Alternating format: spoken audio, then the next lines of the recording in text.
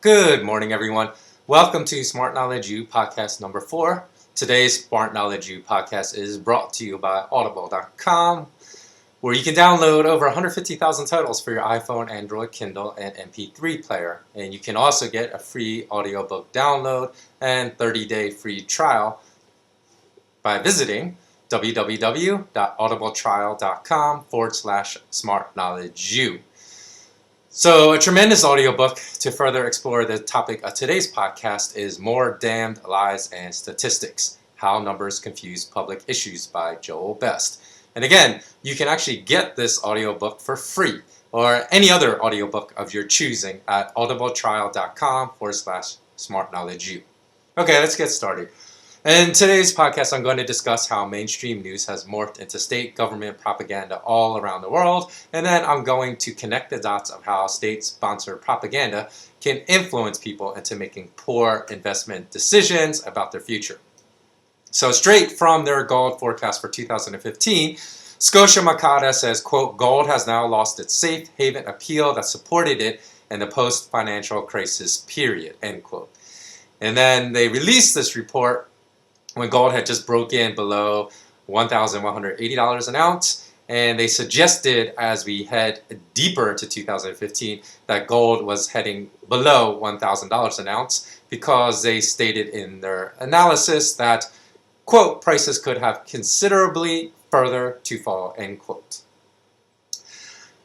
But what is really important with all the misinformation and disinformation that's going on about stock markets, about precious metal markets, about oil is to step back so you can see the forest from the trees and look at things in a reasonable time frame. So a lot of people are getting misled about gold and silver because people are just looking at the most manipulated period in gold and silver history of the past 2 to 3 years.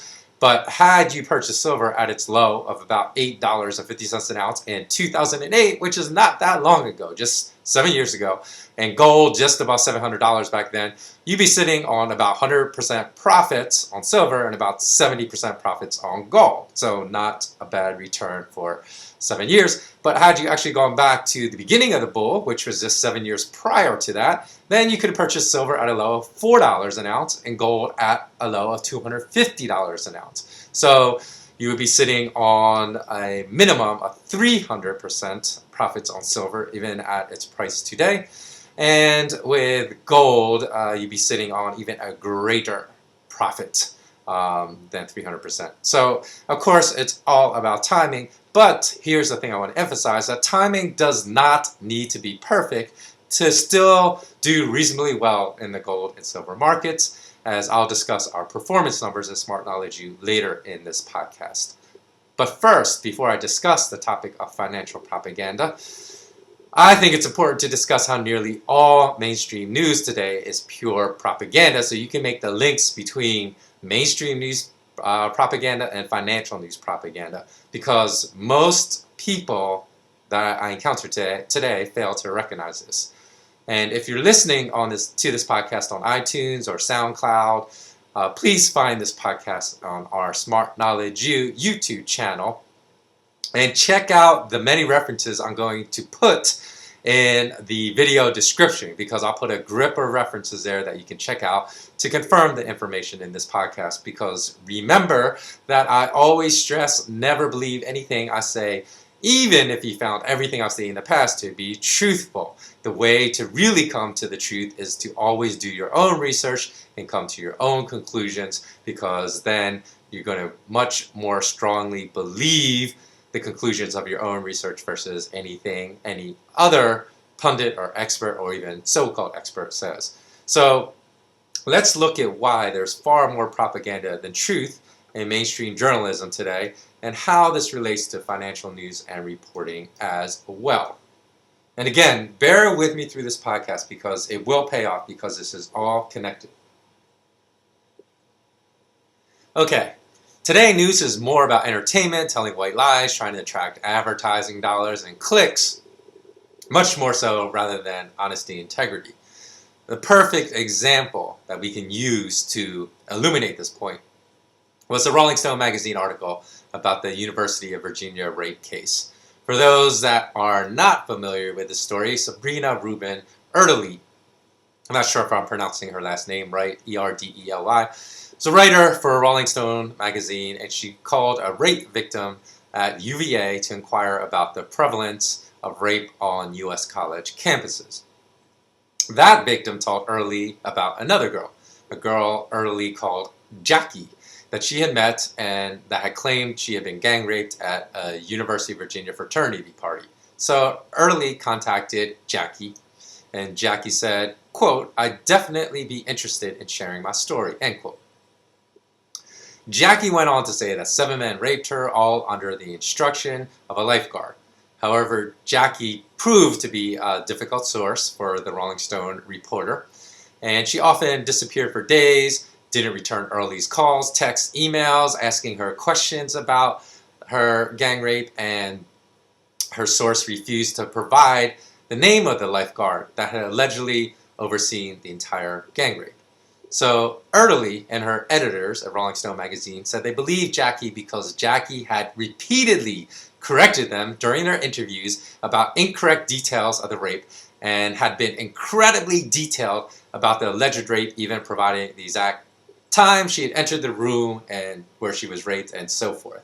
So first of all, I want to say that it's entirely sophomoric, if this was true, how this had been reported, that they believed her, the Rolling Stone magazine, quote-unquote, journalist, because I use that term very lightly with this journalist, as you will understand why as I discuss this case more, and her editors, that they had believed her because she had been so detailed about the alleged rape.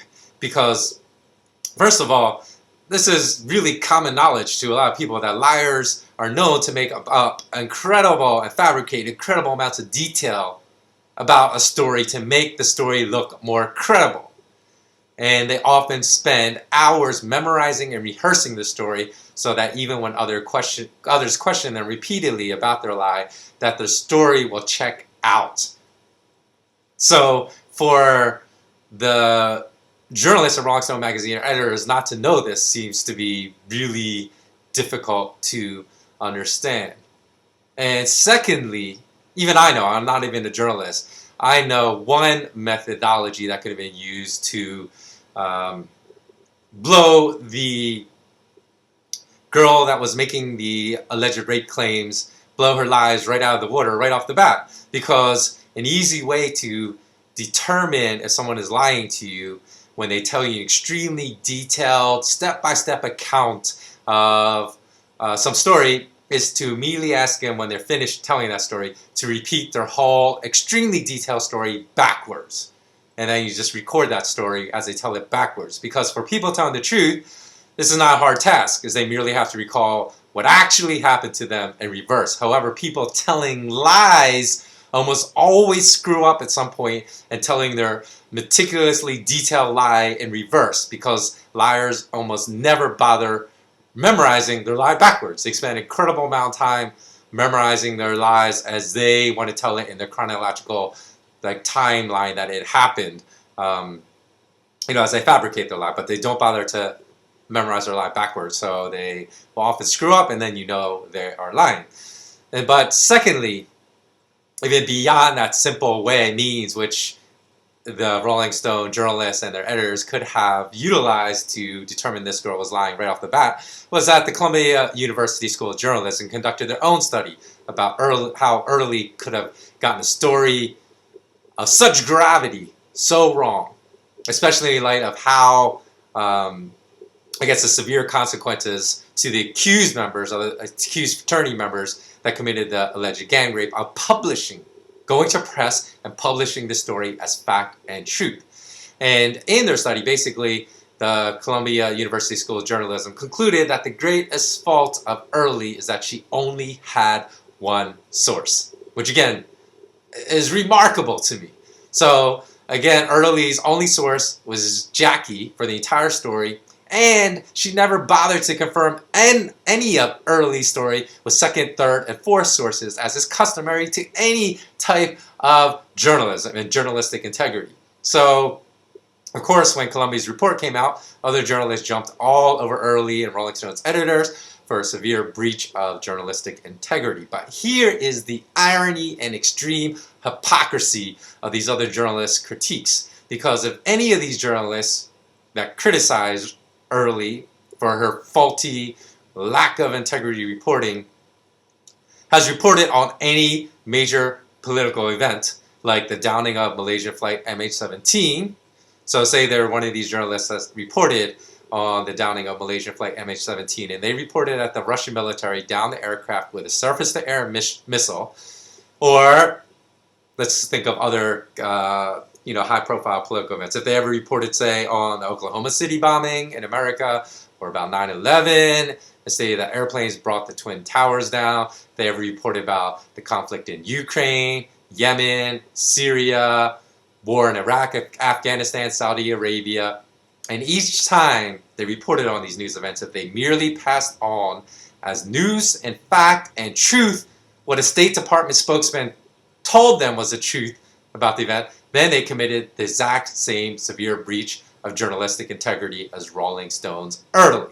So that is the irony of most of our political news today. It comes from only one source, which is an official government or State Department spokesperson. And every instance of these stories that are even much more serious than Early story, there's only one source, and that is the government spokespeople. And these journalists fail to follow up and confirm the story on which they're reporting with multiple independent sources. And they are likely, as a result of accepting a singular source as infallible, they're likely spreading pure propaganda for that government. So let me just take like one of those other items that I just listed, like Malaysian flight MH17. So a logical follow-up, say, to a U.S. State Department press conference reporting that the Russians had shot that aircraft down with a surface-to-air missile, is to search for photos to see if photos of the wreckage existed before going to press and publishing in the newspaper or going on TV and reporting that a Russian surface-to-air missile had downed Malaysian flight MH17, as happened with all mainstream news channels in America after that event. But had they performed a simple check, which is standard journalistic integrity, is you confirm one source's report with multiple independent sources, they would have found no evidence that what the U.S. State Department said was true, that there was a Russian surface-to-air missile found at the wreckage site. And in contrary, they would have found opposing evidence to that report. So if they just performed this one little simple step, then they would have discovered photos of the downed aircraft were available. And instead of photos showing a massive singular hole in the aircraft's fuselage that should have existed if a surface-to-air missile had shot that aircraft down, they instead would have discovered that the body of the aircraft and specifically, areas of the cockpit were riddled with 30-millimeter mortar fire and bullet holes. So one simple check, they would have completely invalidated the entire U.S. State Department source, but journalists were unwilling to complete this one simple task that lends any journalistic integrity to the reporting. In fact, I do recall less than 12 hours after MH17 was shot down, all mainstream media news networks in the Western America were reporting that official State Department report that a Russian surface-to-air missile downed that aircraft. They're reporting this as fact and truth. So if we are logical creatures, which I would hope most of us are, understanding that 12 hours is not sufficient time to research or confirm any allegations about what truly happened with that Malaysian aircraft, every single person, when they heard these stories being read by these talking heads on TV or reading these stories in their major newspapers in their cities, should have been skeptical about that report. But instead, the majority of us accept such propaganda as truth the majority of the time. And reporters, why would reporters lie and accept these lies and report them as facts? Well, they do this all the time because they fear being cut off from White House press conferences if they challenge the official narrative. So they merely accept all government reports as truth with zero fact-checking because they don't want to be cut off from reporting on these news, because if they're cut off, then they also will suffer a blow to their career. They will probably be downgraded in their level of authority at their newspaper or their TV station or whatever news source that they are employed by. So that's the reason why none of these ever fact check anything they're ever told by the government when a government reports on something, and just report that as truth, even though they have no idea if it's fact or fiction. So even though I'm using American reporting to illustrate my point, this same sort of fictionalized reporting of news occurs in every country in the world. In every country in the world. So whether it's Russia, China, Brazil, Mexico, Canada, South Africa, Italy, it happens in every country in the world. So with these stories, sometimes people will say, when I've made this point, just in talking with friends of mine, they say, no, these journalists have, they quote several sources, so I don't know what you're talking about, but when I check these stories in which they tell me journalists quote several sources, all the sources are coming from the State Department. So that is still a singular source of information. Just because there are 2 or 3 different people from within the State Department, or perhaps even within different departments within the government that work together to come up with the same narrative, that is a singular source of information. So again, remember, I'll put links. If you're listening to this podcast on SoundCloud or on iTunes, I'm going to put links to articles in the YouTube podcast description that provide evidence. If you never heard of some of these things I'm going to be discussing in this podcast, just go to find the podcast on my YouTube SmartKnowledgeU channel and look at the video description, and you'll have a whole bunch of links in which you can check out all this information that I'm discussing here, because they are facts. They're not speculation, and they're indisputable. So herein is what I think is the problem with reporting in mainstream journalism today. Mainstream journalism today serves only as the propaganda arm of the government, and they provide little to no truth whatsoever in their reporting. And the mainstream journalists, whether it's Brian Williams, who was a U.S. news anchor, or whether they're actually reporter for newspapers, they might as well be actors, because very little of what they do today separates them from what an actor does. So anytime you hear of a major event, such as a terrorist attack, a bombing, a plane crash, or like a highly politically, highly high-profile plane crash with political implications, not just like some down commercial aircraft that crashed on a runway, but something like that, or an assassination of a political figure, and the entire mainstream media is telling you who did it and why within 12 to 24 hours, you should conclude that these stories are pure propaganda for the following reasons. And the following reasons are very logical. Number one, there is no possible way that a complete investigation with indisputable conclusions can be drawn within 24 hours of any type of these events. So if the mainstream media is already out there telling us very conclusive evidence about such an event, then we know 100 times out of 100 that this is a lie. So a lot of people actually forget. Let me talk about the Oklahoma City bombing in America. I can't remember what year that was, but I do remember watching that being reported on news in America, and less than 24 hours of that event, I believe it was like within hours of that event, the mainstream news was reporting that was highly likely that Muslim extremists had committed the Oklahoma City bombing. So think about that. How in the world, within hours of the event happening, are they going to conclude that it was Muslim extremists that had done it?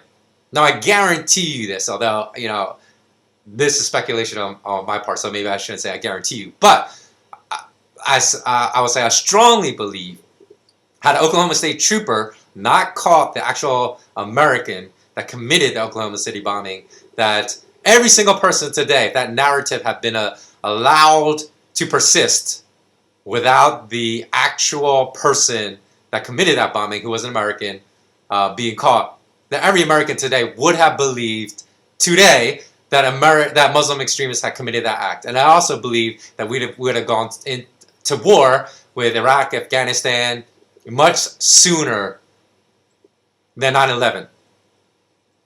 Had the truth not come out. So a lot of people don't even remember, because a lot of Americans, they might tell, yeah, it was across the board, which means we know it's propaganda, that somebody is feeding these news stations the fact that Muslim extremists probably committed Oklahoma City bombings across the board. I remember even Connie Chung, who was like a news anchor at that point, reported it's probably Muslim extremists. So again, you can just go to the link if you don't recall this, because most Americans have no clue and don't remember that at all. And if you just look at history, you should know that there's a lot of news being reported as truth that are pure lies and pure propaganda. So I would also like everyone to stop and go find my podcast on YouTube. You can just see it will be listed as SmartKnowledgeU Podcast number 4. Go in the details of the video description and watch this a link I'm going to post, a video of American journalist Anissa Naouai, who works for Russian Today, squaring off against American CNN journalist Cristiane Amanpour.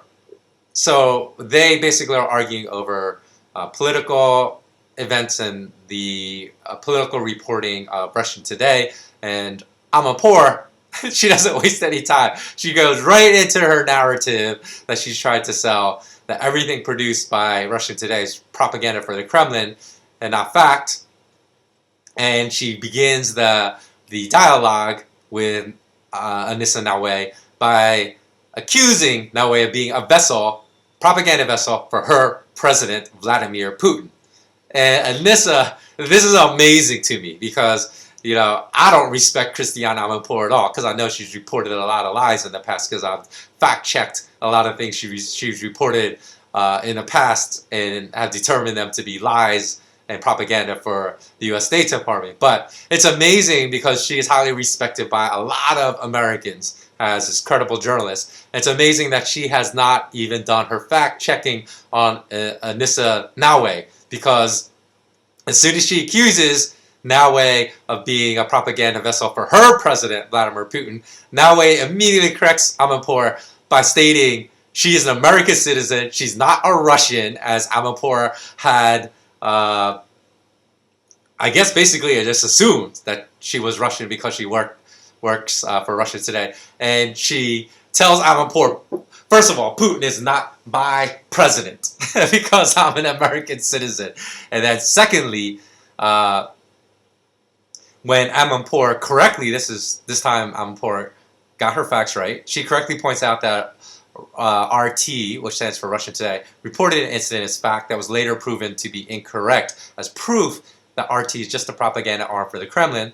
Naouai goes on to state that yes, it was a mistake, and they did report something incorrectly at first, but that all news agencies make mistakes every now and then because there's a rush to get out to scoop, other competitors and be the first to a story. So there's a fine line between correctly fact-checking all your sources and believing that you've done enough fact-checking and getting on air, and that because of that race to be the first to report a news story, that yes, there can be a mistake now and then. But she says it's unfair for Amanpour to accuse RT of being a pure propaganda arm for the Kremlin, because then Naouai goes on to point out many things that Amanpour reported as truth that were later proven to be incorrect and nothing more than U.S. State Department propaganda about a situation. And then she then asks Amanpour if she's not being a tad hypocritical,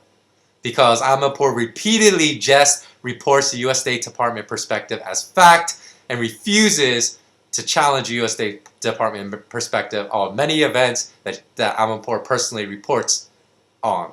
So Naouai then makes a very, what's the word I'm looking for?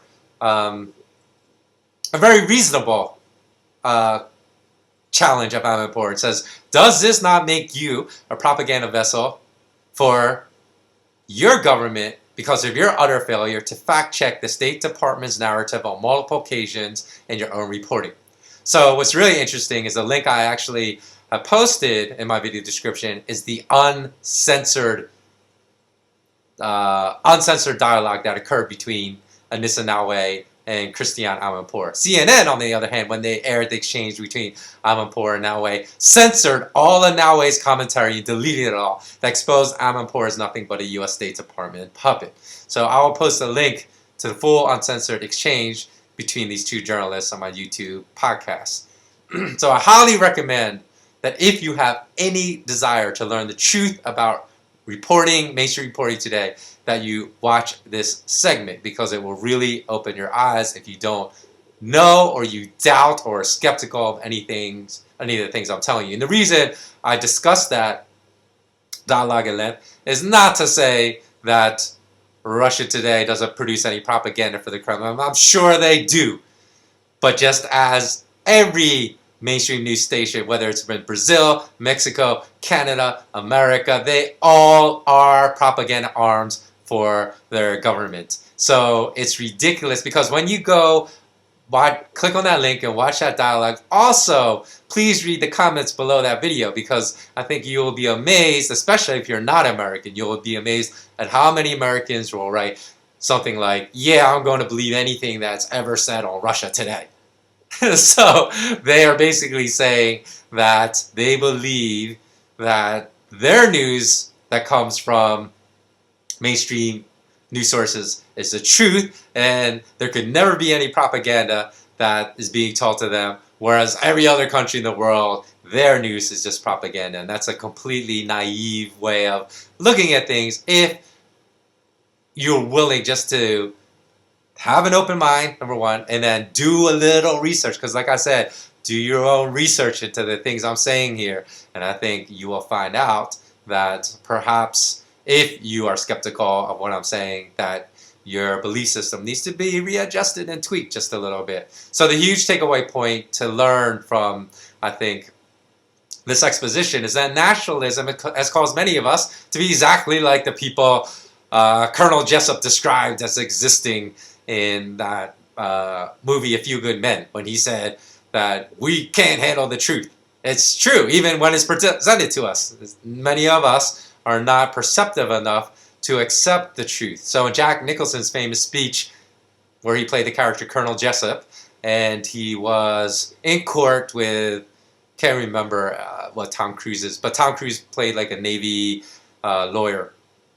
In that movie, he states to Tom Cruise's character, he says, you don't want the truth, because deep down in places you don't talk about at parties, you want me on that wall. You need me on that wall. We use words like honor, code, loyalty. We use these words as the backbone of a life spent defending something. You use them as a punchline. I have neither the time nor the inclination to explain myself to a man who rises and sleeps under the blanket of the very freedom that I provide and then questions the manner in which I provide it. That very same speech applies to most of us today. I really believe that, and that we don't want the truth, because we all want to hold on to our fantasy that somehow being born in a certain country makes us automatically better than someone else born in a different country, just by the nature, which is a ridiculous concept if you truly think about it, of where we were born. That's it. So we want to secure that claim that we are better, our country is better than your country, my president is better than your president, and all that is ridiculous, because what we should be judging everything on is just fact and morality. So if Putin says something that is factual, we investigate it, and it's more moral than our president, then we should accept that. If our president says something that's more moral or more factual, or not even our president, the president of another country, than Vladimir Putin, then we should accept that. So we should judge things basically based on fact and morality, and the fact of the matter is that we rarely do. And that instead, whenever someone shows us the truth, we reject that person as the ugly, grotesque monster that destroyed the fantasy beliefs we have, and in which everything about our country is correct and everything about our enemy country is incorrect. So many Americans will believe 100% is what is reported by RT is propaganda, whereas many Russians will believe anything reported by American media is 100% propaganda, whereas the truth probably lies somewhere in between. which is what I've said all throughout this podcast, which is every government in the world spreads disinformation and propaganda to support whatever narrative it is, whatever war they want to enter. And despite this denial from many of their citizens, there is no government in the world that tells the truth all the time, and probably that even tells the truth half the time, despite this belief by many of its citizens. So in the end, we must all turn to independent media and do the job of the journalist for them if we want to basically find out what the truth is. And we must seek multiple sources to receive the truth about nearly any news item today. And the big takeaway point from what I've discussed up to this point in this podcast is that, like, if we only look at one source of information, like the Washington Post or the New York Times or the Financial Times, or whatever the major newspaper or major news station is in our country, whatever country you live in when you're listening to this, is that you are not receiving the truth. That you must seek out multiple sources of information about a story to really come an independent, not like multiple sources that all receive their information from the State Department. Multiple sources that are basically have journalists that live up to that integrity of digging deep down for the truth. And then we can kind of make up our own opinions about what is the truth and what is propaganda. So too many of us have loyalty to a nation. None of us should have this type of loyalty that blinds us to reality, but we should have loyalty to the truth.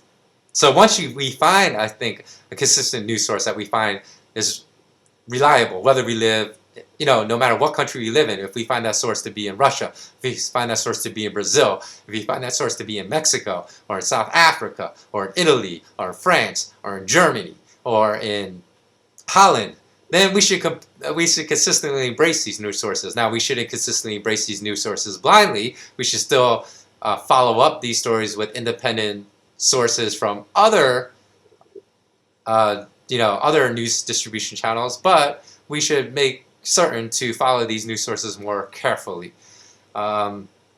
Because today it's almost amazing when you look and see how prescient George Orwell, the author of 1984, was, because he once predicted that, quote, telling the truth is a revolutionary act, or if we update that, we say telling the truth would be a revolutionary act. And that's basically indeed true today, because there are far more lies than truth in all mainstream media in every single country today. And furthermore, the major media giants like Twitter and Google also do their best to demonize and censor those that tell the truth, because they're part of that mainstream machine that wants to overwhelm people, wants to domesticate us, wants to euthanize us, pacify us, not to find the truth, because truth will eventually spark a revolution, because there's so many lies out there in the mainstream media today. So even these examples I'm telling, they're just the tip of the iceberg when it comes to outright lies in the mainstream media about all subjects. Because let me just think, like off the top of my head, when you think about stories about the U.S. military, I can remember stories that came out about Pat Tillman, about Jessica Lynch, that the mainstream media championed repeatedly, that were later proven beyond a shadow of a doubt to be totally fabricated. And then in regard to, say, the financial industry, I can recall stories about just JP Morgan, Bank of America, Wells Fargo, earnings statements that were proven to be total lies again. I think for those, most of the stories I read on Zero Hedge, because they would have someone that would forensically look at their earnings statements and just see that they were just fabricating earnings out of thin air by engaging in Enron-like accounting. So any forensic accounting, in fact, that if one of these big global banks were part of a merger and acquisition deal to be acquired by even a larger company, any forensic accountant would totally crap on the earnings statements that are publicly reported in the news. I think Bank of America is due for one, and I know no matter what that shows, even if it's disappointing, that it's going to be total lies because the truth would be far more disappointing than even the disappointing earnings that they show. And if they show some surprise to upside, then it's even more of a lie, because I've looked at the balance sheets of some of these global banks and have determined that they're lying for myself as well. And there's also that case, I think I also mentioned previously, of U.S. news anchor Brian Williams just fabricating that he was on some Chinook chopper that was shot down in war when he wasn't even on that chopper. So again, like I said, most of these journalists, or I should even put that in quotation marks if you can see, if it's a podcast, these journalists are just the same as actors. And one thing you will find, if you take what I'm saying to heart in this podcast, that discovering the truth versus having believed propaganda for our entire lives is truly enlightening. It's like, I don't know, maybe this is a bad analogy, but I'm just trying to think of an analogy off the top of my head. It's like, have you ever seen, because this just happened to me recently, I saw a movie like 15 years ago I thought was great. And so I recently watched it again, and I didn't really like the movie too much. So I was wondering, how come when I saw it 15 years ago I thought it was great? And the reason, of course, it's quite simple, is because hopefully you grow as a human being and you mature, and that perspective, that greater perspective that you have as a more enlightened human being, changes the way you view the world, and it changes what you think perhaps could have been a great film is not such a good film, and maybe a movie that you didn't have the maturity or the humanity to understand 15 years ago that you thought sucked, and maybe you watch it today, you will now find to be fantastic. And that's kind of how discovering that a lot of the propaganda we believe is a truth today will completely change your life. Like you won't, if you find that, if you're one of these people that you found that you just ate up this propaganda that the mainstream news was telling you in the past, and you now have discovered it to be propaganda, and that you can no longer digest this propaganda because you'd rather throw up the propaganda than digest it, then you wonder how you ever could have digested it. That's like the similar experience. So what I mean when I say like Google and Twitter are part of this machine that serves the same master, there are examples of this. And it's weird because I always knew that this is how a lot of these things that we depend upon, like Google search results and stuff, I always knew that they were part of the machine. So I've documented in the past certain searches, and then waited several years and conducted the exact same search to see if the truth was being censored. So I penned an article once called "Did Bankers Deliberately Crash MF Global to Crash Gold and Silver Prices?" And I wrote that back in 2012. I checked the Google results for that exact search of that exact article title, and it yielded 27,700 Google search results. So there are a lot of other news sites around the world that picked up that article and republished it back then. And then I conducted the same exact Google search on March 23rd, and this time there are only 4,300 results. So obviously Google, for some reason, scrubbed all the other 24,400 results, or 23,400 results from the search showing up in their search engine.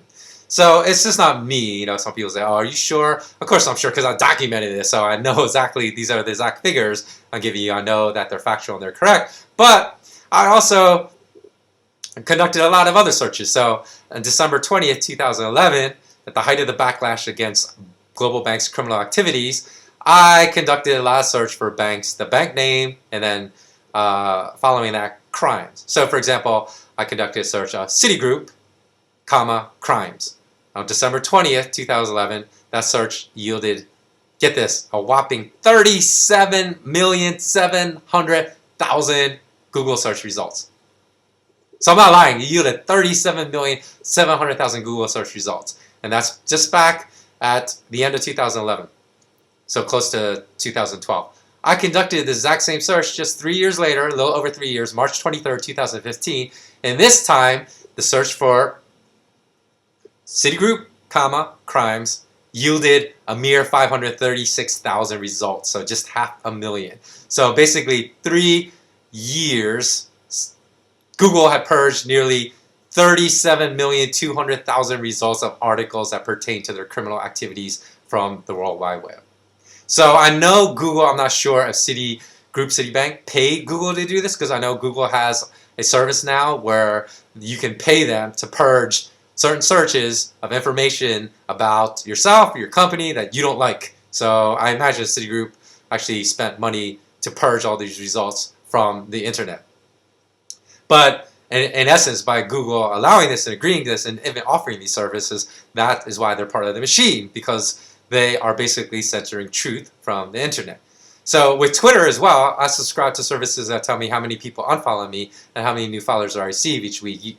If you're following this podcast, you know I post fairly infrequently to Twitter now, because I've just basically given up on that as a medium to distribute truthful news to lots of people. Because there have been multiple weeks when I thought it was kind of strange, because the number of my followers, basically give or take, I say 100, have remained the same for 2 years in a row now. I was like, how is that possible? So that means either no one is following me, but no one is even unfollowing me either. So I subscribed to an app that tell me how many new followers I had, and an app that tell me how many followers, how many people unfollow me each week. And I looked at the net numbers, and there have been multiple weeks where I've had a net addition of 150 to 300 new followers, but then my total follower number would decrease by 20 or 30 or remain unchanged. So I know that Twitter is doing something to make my followers deliberately low.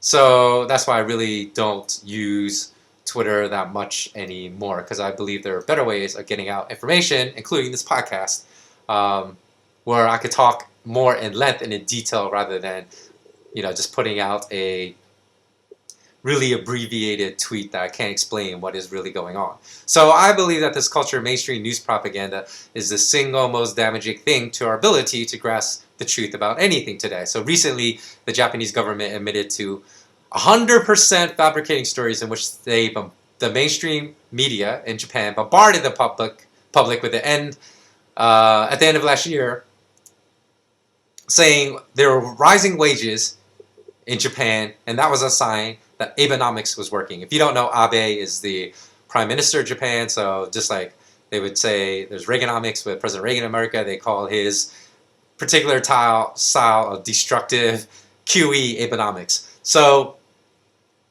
this year, 2015, the government actually admitted that all those stories never should have been reported about rising wages in Japan, because they admitted that wages had fallen and not risen at the end of 2014.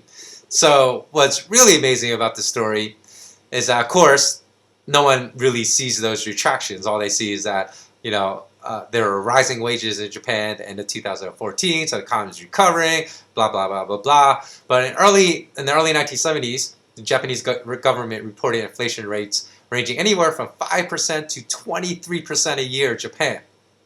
However, since the 1980s, most governments in all developed countries have been fabricating inflation rates to grossly underreport true inflation rates to keep the truth from the public. So in 2014, the government in Japan reported inflation rates to barely be above 2%, but knowing and spending a lot of time understanding how governments lie about inflation rates all over the world, I'll not be surprised if true rates of inflation in Japan last year were closer to 8 to 10%. So let's just assume, for this hypothetical argument, that inflation was 8% last year in Japan. If you earn 12.5 million yen, which is about the equivalent of $100,000 US, then just to stay even in 2014, your salary would have to have risen to 13.6 million yen, or about 8.9%.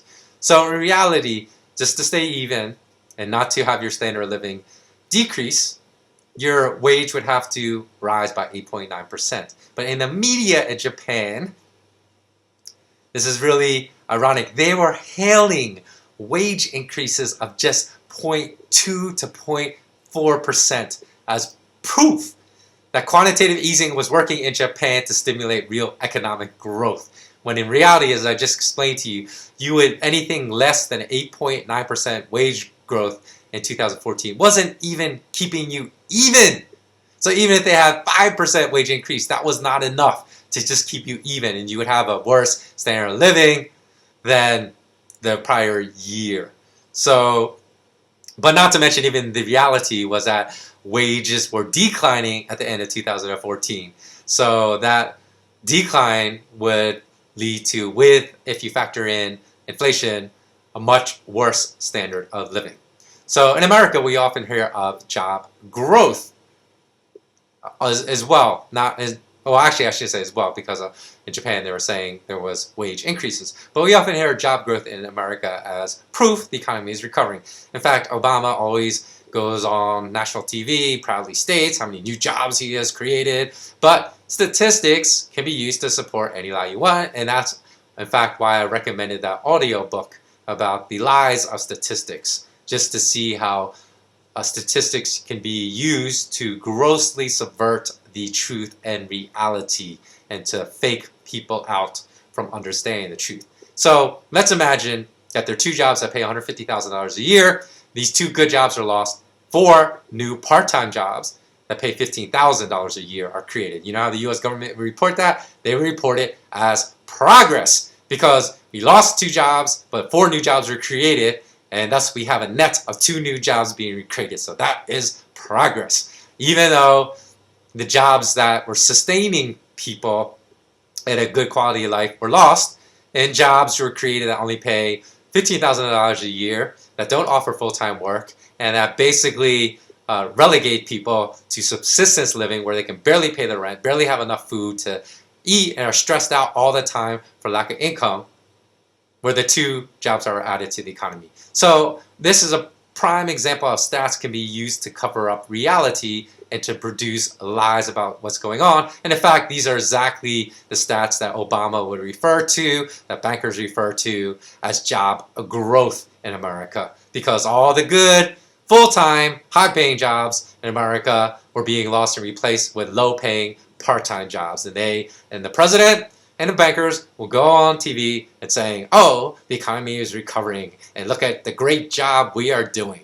And this is what QE is doing in America. So you have to understand, this is what happens in mainstream media and economic reporting. These are the same kind of statistical lies that are used to declare better corporate earnings to juice stock markets higher, when in fact share buyback programs, when companies are suffering plunging revenues and increased debt, are what's driving the better earnings per share statistics. Because of course, if you buy back millions of your shares, you shrink the denominator of shares, then even if you have falling earnings, you can make earnings per share go up. And then of course you get all these headlines saying, oh, these companies' earnings increased 40% quarter over quarter or year over year, whatever they need to produce their I was going to say state sponsors. Not, I guess in some ways maybe it is state sponsored headlines that will juice and goad naive people into the stock market, so then they could be basically made poor when the stock market crashes.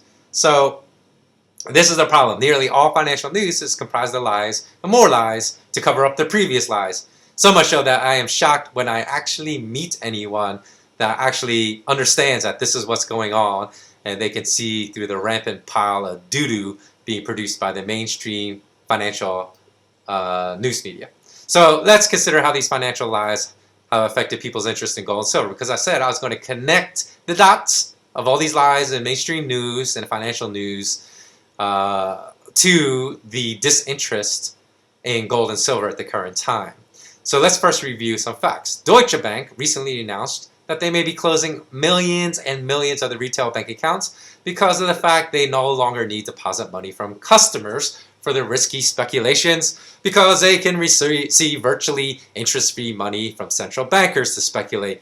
And then if you have this cheaper source of free currency, why do we need retail customers? That's basically Deutsche Bank's line of thinking in regard to perhaps, they haven't made the decision yet, but they said, there's been news stories saying they're considering it.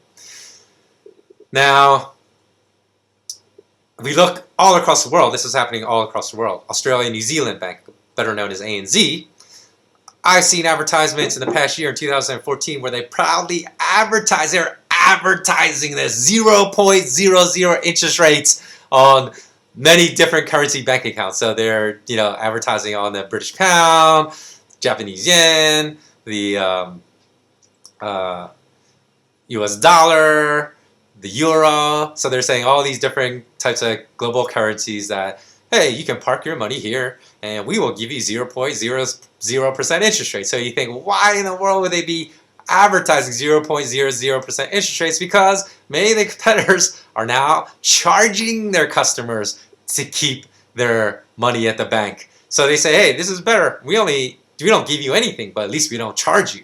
So, and in fact, the Australian government has just proposed implementing taxes on all bank accounts, which again amounts to negative interest rate bank accounts. So that's why ANZ is saying, hey, we won't charge you anything. We'll charge you 0.00%. Although I guess if that is a nationwide directive, they can no longer offer the 0.00% interest rates, and they will have to actually charge people what amounts to negative interest rates. So many countries in the EU are not only issuing negative interest rate bank accounts now, but they've also been issuing negative interest rate bonds for quite some time, with Switzerland offering the most ludicrous of negative interest rate bonds, where they're offering 10-year bonds at a negative interest rates. So not only do you get paid nothing to have your money tied up for 10 years without penalty for early withdrawal, but you're guaranteed a loss. They think that is attractive to people. So basically, let me explain what bankers have done in terms of a poker game to you. Imagine that your best cards you hold in a hand are 4 clubs and a 5 of hearts. And you try to bluff by raising the pot quite substantially.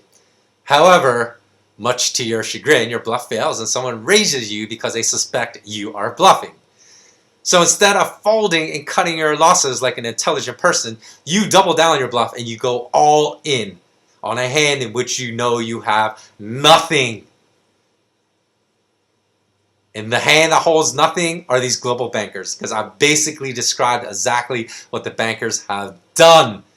Because the bankers nearly destroyed the global economy in 2008, but since they got filthy rich doing it, as even the CEOs of failed Wall Street firms walked away with a near $500 million of ill-gotten gains, because they looked at the average earnings of, I believe, at least 5 Wall Street CEOs over a 10-year period. It was $500 million. And even of firms like Merrill Lynch that collapsed, these CEOs didn't have to give that $500 million back, so they could give a crap about all the lies of all these hundreds of families, American families, and that they ruined in America because they were $500 million richer.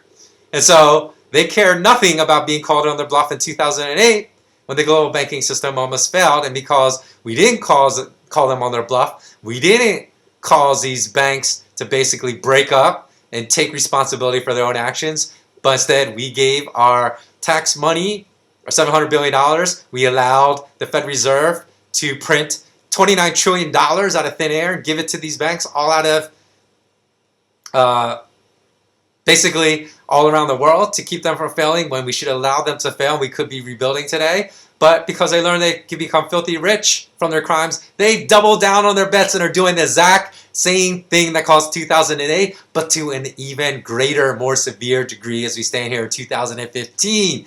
And this is what is causing Deutsche Bank to consider no longer delivering standard banking services like retail accounts, and why banks that used to pay 6% interest rate in the 1970s in America on a checking account are now thinking about charging you interest rates to park your money at their bank, like it's some kind of privilege for us to be able to keep our money at their bank. So the actions bankers are taking all around the world, because this is happening in America, it's happening all across the European Union, it's happening in many, many different countries all around the world. It's happening in Australia.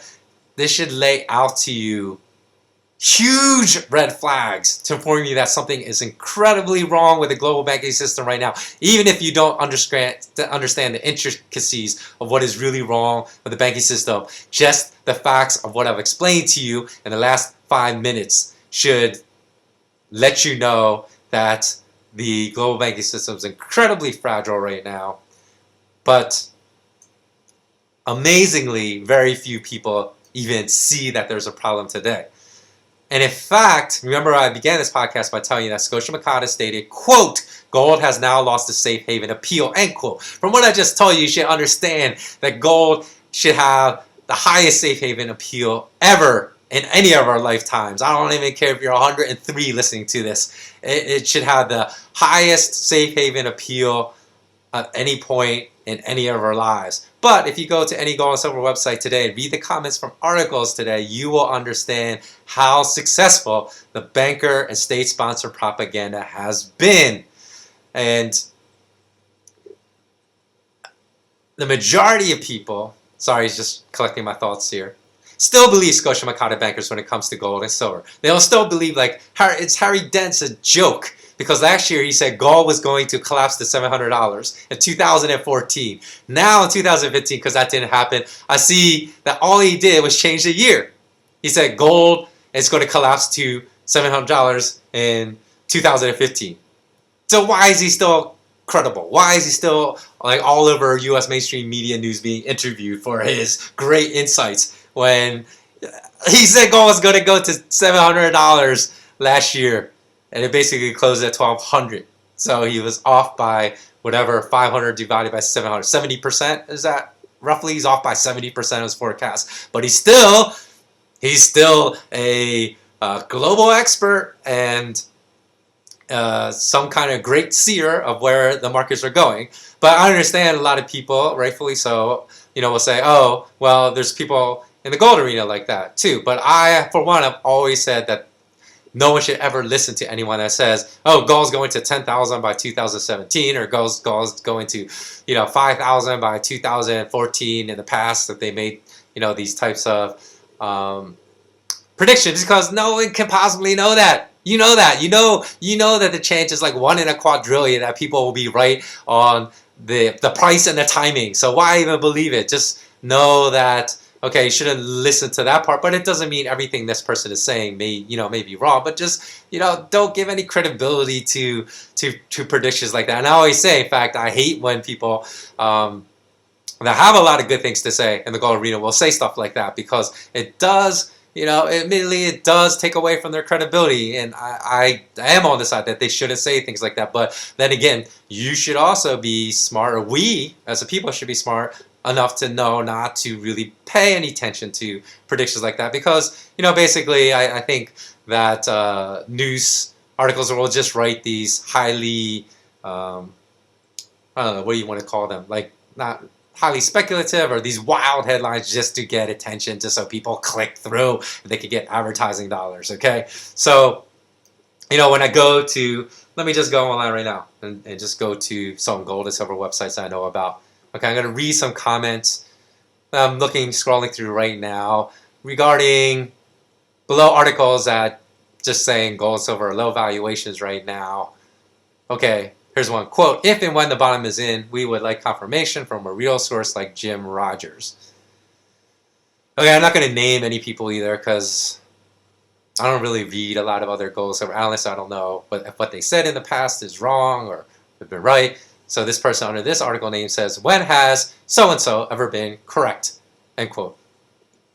Another one, quote, so-and-so cracks me up. A few years ago, he predicted with conviction that silver would be $300 by 2015, and here we are, and it's $16. Should we really still listen to this guy? End quote. Again, that just proves my point, okay? You shouldn't make these predictions. If you're in the gold and silver market, you understand its value, you understand how it's being suppressed, you understand its undervaluation. Stop making these predictions. Do the gold and silver community a favor, okay?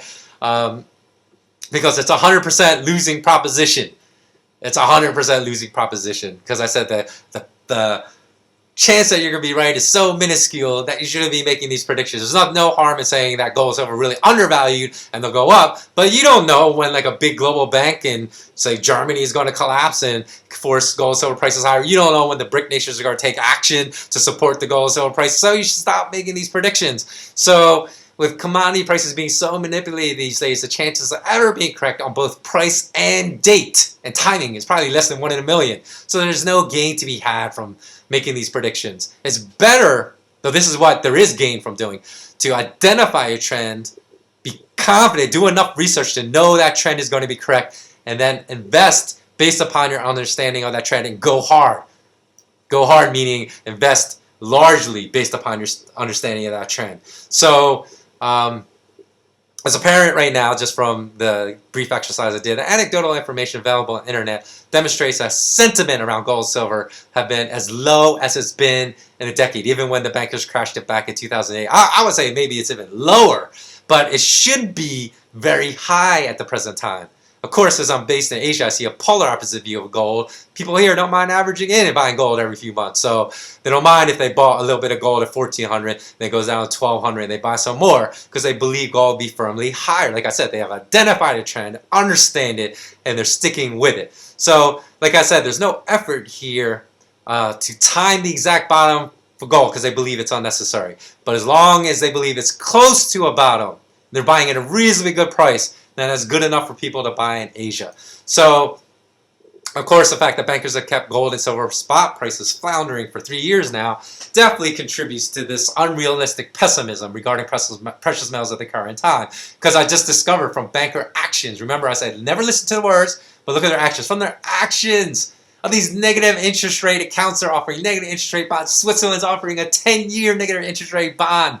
You can see that there's grave danger and that you need to protect the savings of the wealth you built. You need to make sure it's in a good store of wealth, which gold and silver have been for over 5,000 years. So the best way to build wealth, in my opinion, is to see a trend before it plays out, get in, stick to it, have the conviction of your beliefs, and occasionally exit to avoid short-term bouts of extreme volatility. Not little volatility, but when you see extreme volatility that's coming, then you can play the other side to hedge against this extreme short-term volatility. And that's what we've done. Actually, that is our strategy at SmartKnowledgeU.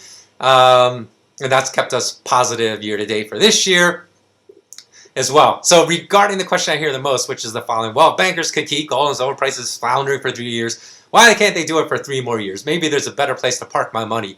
Or why can't they do it for 10 more years? So to answer this question, we have to go back to the beginning of the bull when gold was at $250 an ounce. We're talking about a 380% profit on gold and 300% profit for silver on the US dollar. Remember, gold has increased much more against the yen and the euro than even the dollar. So your profits probably are closer. I haven't checked, so I don't know off the top of my head. I know they are stronger in the euro, so maybe you're talking 400% profit if you have gold in the euro.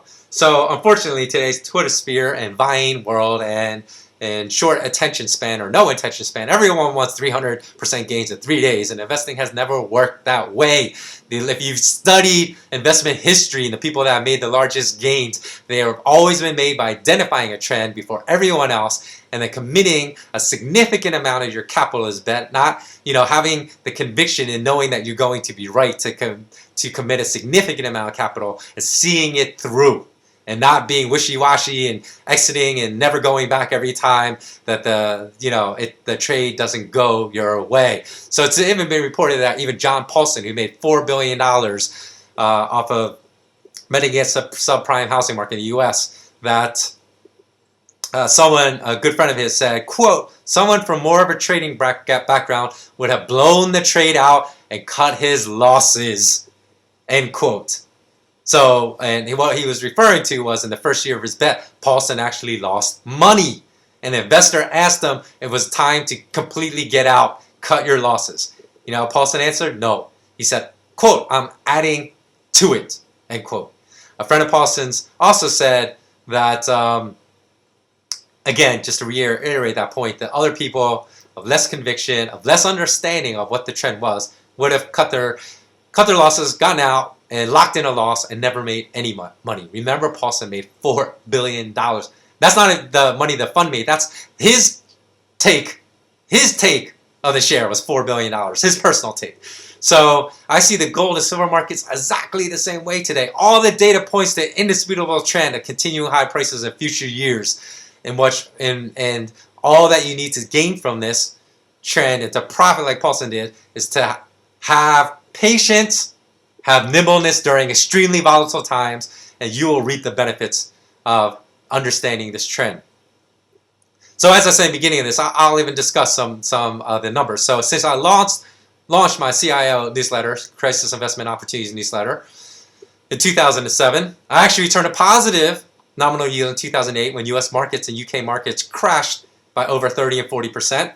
Since our launch in 2007, we've really only had one terrible year. I admit, so I don't even try to hide this. We had one terrible year, 2013. And if you read our fact sheets available on our website, which a lot of people are too lazy to do, but I believe they're just trolls. So that's why a lot of times I don't waste my time, because I know there's automated trolls out there trying to waste people's times, especially people telling the truth out there by trying to engage in these arguments. Well, what is your record? What's your track record? Well, these people that keep saying this were just, they weren't lazy to take the 2 minutes out of their time to look on my website, which I always post on all my podcasts, all my videos, all my articles. They could see, go to the fact sheets, and every single year I posted our track record. So all they had to do was do that. So that's why I don't respond to those trolls. So, so we've only had one terrible year. You can see all our performance for every single year since 2007, which we can provide because we provide exact days, times, and price points to buy and sell every asset that we buy and sell in our newsletter portfolio every single year. And in fact, I believe we are the only precious metals newsletter in the entire industry that provides exact annual performance returns for our portfolio every year. I could be mistaken, but I believe so. So if there's another one out there, I apologize. But I know the majority of other newsletters do not provide this type of specific information because they depend upon you to do all their work. So they'll say, like, buy this stock when it's lower than this price, and then they'll never chime in again and tell you, oh, okay, it dropped below this price at this time today in the market, so you should buy it. They'll just say, okay, of course, it's so easy to look good having that kind of style, because I could come up with like 30 stocks where I know the returns are going to be quite good if they drop below this price point. So if it never drops below, you can say, oh, we never really recommended this stock to any of our clients, and it ends up losing like 40% that year or whatnot. So, for